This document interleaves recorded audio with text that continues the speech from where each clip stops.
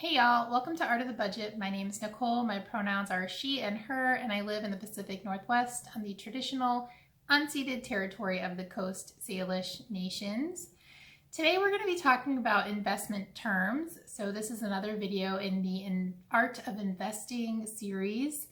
If you are new here, thanks so much for stopping by. If you are a regular, I appreciate you so much.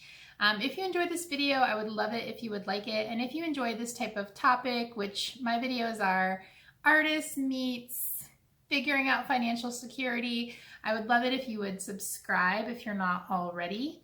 Let's go ahead and get into the video. Okay, so first of all, portfolio. That's like all the stuff you've got, the accounts, what you're invested in. I think anyway, that all goes under your portfolio. The next thing is asset allocation and diversity. These are two different terms, but can be kind of used similarly. And essentially it's like, how much of what things are in your accounts. So you want it to be diverse. You don't want to have all of your eggs in one basket. So that means that you might have some things under the bond category and under the stock category, but you can also be diversified within those asset classes. So for example, I might have an index fund that is or have shares of an index fund that are mostly large American companies, and I might have shares in an index fund that are large international companies. And the idea kind of being that if US companies aren't doing so well at some point, then maybe international companies will be doing well and vice versa. So asset allocation, what do you have where, and diversity, do you have all of your eggs in different baskets? Risk tolerance. So this kind of encompasses two things for me. One, how much of a heart attack is all of this going to give you? You want to make sure that how you're invested makes sense for your risk tolerance. You don't want to be stressing yourself out. And on the flip side, you don't want to be losing out on return because you're being too conservative. And along with that, you want to make sure that what you're invested in makes sense for your goals. So for example, right now I'm still, unfortunately, at least 30 years away from retirement. So I can be a little more risky right now because I have a lot of time. So most of my investments are in sort of the stock side of things, not individual stocks, index funds, but on that stock side of things. Now, if I was 5 years from retirement, that would be a different story. My asset allocation and risk tolerance would be very different because I'm really close to needing that money. I can't weather as many ups and downs. One thing that was really useful for me to learn was that though it goes up and down, the stock market always goes up. And when it stops going up, it will either be the apocalypse or utopia, but we won't be really worried about money. And so that is just good to know, that it always goes up, and you just want to be protecting yourself by having your asset allocation and diversification make sense for your goals. Next, I'm going to talk about bull market. Bull market is basically when the market is doing good or it's going up. And I guess it's like the angle of the bull's horn, ?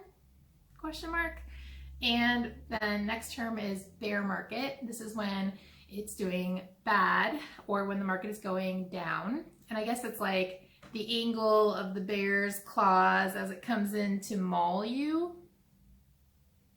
Next term is dollar cost averaging.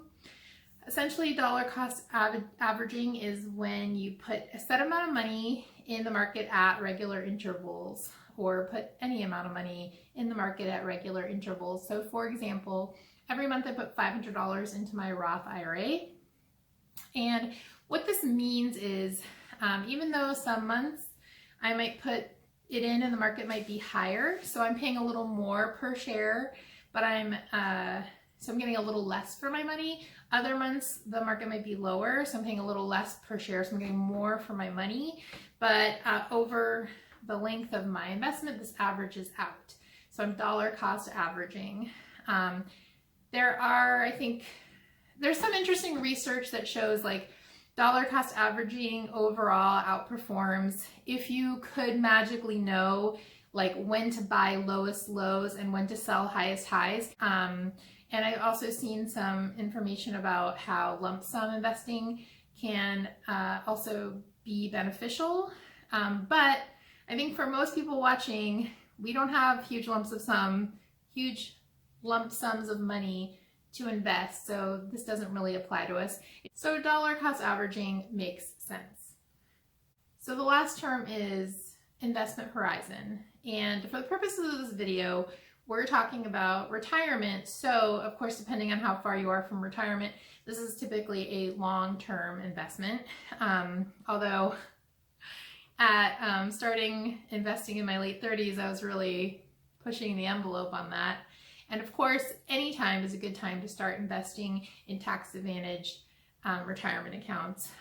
But again, just generally speaking, if we're kind of looking towards retirement, we're thinking long-term horizon.